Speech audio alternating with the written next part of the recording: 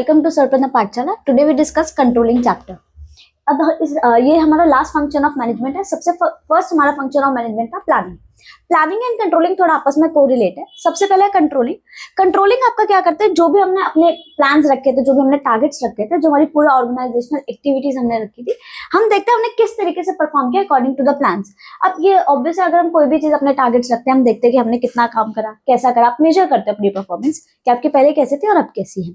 सो इसलिए एक आपका ये भी कि planning looking forward and controlling looks backward. ये आपका पूरा देखते हैं कि आपके स्टैंडर्ड्स कौन कौन से थे, आपका किस तरीके से आपने पूरा परफॉर्मेंस मेजर करते हैं, जिसमें अभी हम स्टेप्स भी देखेंगे इसके, और कंपेयर करते हैं कि जो हमने स्टैंडर्ड्स रखे थे वो हमारे हुए कंप्लीट या नहीं हुए। अगर कुछ उसमें गैप रह गया तो हम करेक्टिव एक्शन लेंगे उसके बाद। अब कंट्रोलिंग आपको कहते हैं are we doing what we plan to do, जो हमने प्लान करने के लिए सोचा था क्या हम वो कर रहे हैं। तो अब हमारा कंट्रोलिंग के लिए ऑब्जेक्टिव्स क्या है। सबसे पहले हमारा ऑब्जेक्टिव है एफिशिएंट यूज ऑफ रिसोर्सेज। हम रिसोर्सेज को अच्छे से यूज करें कि जो हमारे पास थे हमने सही से करें या नहीं करें, वो हम देखेंगे।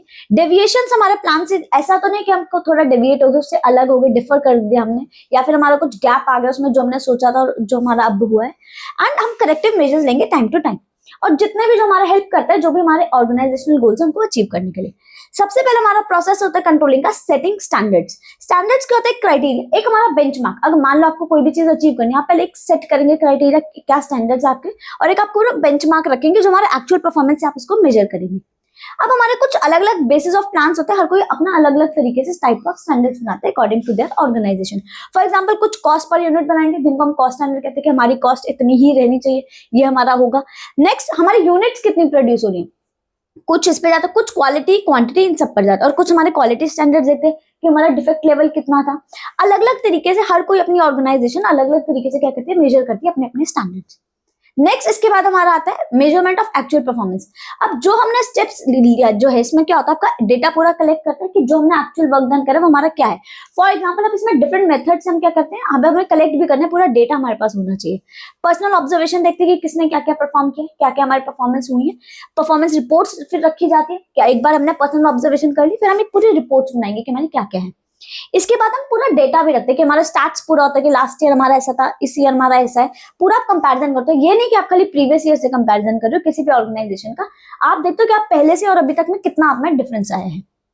सो परफॉर्मेंस आपकी एक्यूरेट मेजर पे होनी चाहिए और रेगुलरली आपको होनी चाहिए। ये नहीं कि इस ईयर कर ली नेक्स्ट ईयर नहीं करी, या फिर इनके अलग अलग अपने गोल्स होते हैं कि 6 मंथ्स 3 मंथ्स किस तरीके से वो मेजर कर रहे हैं। अब हम कंपेयर करते हैं जो भी हमने डेविएशन देखा था कि हमारा स्टैंडर्ड माइनस एक्चुअल परफॉर्मेंस, कि हमने कितना रखा था प्लानिंग में, जो हमारा स्टैंडर्ड था, और एक्चुअल परफॉर्मेंस हमारा कितना हुआ है। हम कंपेयर करके इसको क्या करते हैं, डेविएट देखते हैं कि हमारा गैप्स कितने हैं, हमारा कितना डिफर रह गया। जैसे कि आपने स्टैंडर्ड रखा था कि हमारा 500 यूनिट्स करेंगे, ये प्रोडक्शन बेसिस पर है, जो हमने अलग अलग टाइप्स देखे थे। एक्चुअल हमारा 470 यूनिट्स हुआ, हमारा डेविएट कितना हुआ, कितना रह गया, 30 यूनिट्स। अब इसके बाद जब आपने कर लिया, अब आप एनालाइज करेंगे डेविएशन। ये आपने पूरा देख लिया एग्जाम्पल से, आप एनालाइज करेंगे। लेकिन अब जरूरी नहीं कि आप हर एक डेविएशन को देखेंगे, क्यों वर्कर या फिर अनहेल्दी है, या फिर सारी चीजें आप नहीं देखेंगे। कुछ कुछ चीजों को आपको थोड़ा इग्नोर भी करना पड़ेगा जो हमारी डेविएशन है। तो मैनेजर फोकस करता है जो भी हमारे इंपॉर्टेंट डेविएशन होती है। अब क्या है मैनेजमेंट बाय एक्सेप्शन, हमारी क्या क्या इंपॉर्टेंट आपकी डेविएशन है। सबसे पहला इनएफिशिएंट वर्कर्स, कि हमारे कुछ वर्कर्स थोड़े इनएफिशिएंट रह गए, उनको हमें देखना है। अगर इनएफिशिएंट वर्कर है तो हम अभी करेक्टिव एक्शन में देखेंगे उनको क्या लेना है। नेक्स्ट हमारी मशीन ब्रेकडाउन हो गई, तो अगर इनएफिशिएंट वर्कर्स है तो हम ट्रेन करेंगे एम्प्लॉयज को, जो कि हम अपना करेक्टिव एक्शन लेंगे। नेक्स्ट अगर हमारी मशीन ब्रेकडाउन होगी कि हमारी मशीन नहीं चल रही, तो मशीन को रिपेयर करवाएंगे। पूरा प्लानिंग है तो हमें प्लानिंग अच्छे से करनी है। और अगर कुछ हमारे एक्सटर्नल फैक्टर्स है तो हम डेविएट, जो भी हमारी डेविएशन होगी उनको एनालाइज करेंगे, हर एक तरीके को पॉइंट लिखेंगे। नेक्स्ट अब जब हमने एनालाइज कर लिया, अब हम इसको करेक्ट भी करना है, सॉल्यूशन में चाहिए तो हम करेक्टिव एक्शन लेंगे। फॉर एग्जांपल ट्रेनिंग एम्प्लॉय, जो भी हमने देखा इनएफिशिएंट वर्कर्स, रिपेयर करेंगे मशीनरी को, रिवाइज करेंगे अपने स्टैंडर्ड, जो भी अगर हमारी प्लानिंग पुअर प्लानिंग रहेगी हम दोबारा ढंग से करेंगे। अगर हमें ऐसा लग रहा है कि हमने बहुत ज्यादा अनरियलिस्टिक ले लिया तो हम थोड़ा रिलेटिव लेंगे। नेक्स्ट इसका एम क्या होता है, पूरा जो अभी तक हमने कंट्रोलिंग में देखा, एम एक ही है कि हम अपनी आगे वाली जो हमारी परफॉर्मेंस होगी फ्यूचर की, वो हम अच्छी करें। ये और कंट्रोलिंग को तो आप अपनी रियल लाइफ से भी रिलेट कर सकते हो कि जो भी आप मतलब अपने टारगेट्स वगैरह रखते हो, आपको किस तरीके से एक्चुअल परफॉर्मेंस आपकी अभी क्या है, आपको किस तरीके से इंप्रूव करनी है, अभी आपके बोर्ड्स भी आने वाले, you can do that. Now importance of controlling. सबसे पहले हमारा कि हमने ऑर्गेनाइजेशनल गोल्स अपने एक जगह लिख लिए थे कि हमारे क्या क्या स्टैंडर्ड्स है, it helps you in that. Next हमारे एम्प्लॉय मोटिवेशन एंड मोरल को अच्छा करता है। हमने जो एफिशिएंट हमारा जो रिसोर्सेज है, ऑप्टिमम यूटिलाइजेशन होगा हमारा रिसोर्सेज का, और हम अच्छी अपनी फ्यूचर प्लानिंग कर सकते हैं। और अगर हमने पूरा देख लिया कि हमारी ये सेटिंग है, ऐसा है, मेजरमेंट हमें इस तरीके से करनी है, आपने सब कुछ ही दे दिया, तो डिसिप्लिन एंड ऑर्डर अपने आप ही आएगा। Order you can relate with principles of management. Next अब हमारी लिमिटेशंस क्या क्या है कंट्रोलिंग की।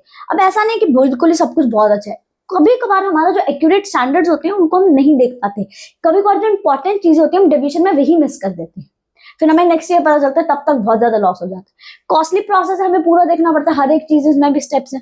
रेजिस्टेंस फ्रॉम एम्प्लॉयज को भी कभी कभार ऐसा लगता है कि थोड़ा उनकी क्या प्रॉब्लम है, ये सब हमें करना पड़ रहा है, ये उसमें देखना पड़ रहा है।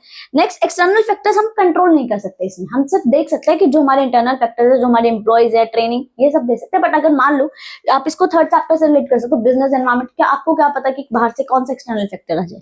तो अब रिलेशन क्या है प्लानिंग और कंट्रोलिंग में, जैसे कि अभी मैंने बताया प्लानिंग मींस लुकिंग फॉरवर्ड, हम आगे देखेंगे हम किस तरीके से करना, एंड कंट्रोलिंग लुकिंग बैकवर्ड, कि आपने जो पूरे ईयर में सोचा था वो आपने किया। फॉर एग्जांपल आप जैसे अभी आप बोर्ड एग्जाम दोगे तो आपने जो सोचा था कि आप पूरा अपना ये सिलेबस कंप्लीट करेंगे, ये टॉपिक्स आप कवर करेंगे, क्या आपने करा। फिर आप कंट्रोलिंग में देखेंगे कि लुकिंग बैकवर्ड, कि जो जो आपने करा किस तरीके से आपके मेजरमेंट और अपना परफॉर्मेंस को एनालाइज करेंगे।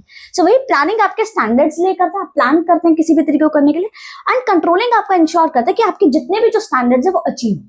ठीक है, सो बोथ आपका इंटरडिपेंडेंट है, कॉन्टिन्यूस है सारे, और विदाउट प्लानिंग कुछ भी कंट्रोलिंग नहीं है, और विदाउट कंट्रोलिंग प्लानिंग आपकी इनफेक्टिव है। और ये आपका रियल लाइफ से भी बहुत ज्यादा रिलेटेबल है। If you have any doubt you can ask.